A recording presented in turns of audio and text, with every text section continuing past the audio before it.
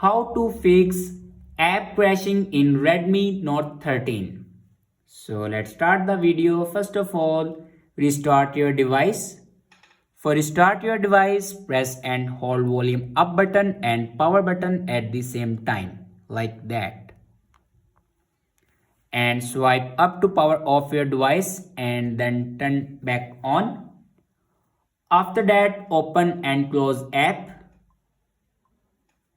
and open settings and click on more connectivity options and then click on reset Wi-Fi, mobile networks and Bluetooth.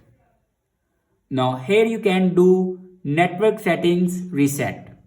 After reset the network settings, then go back and click on about phone and then click on Xiaomi Hyper OS. Now here you can check your software updates.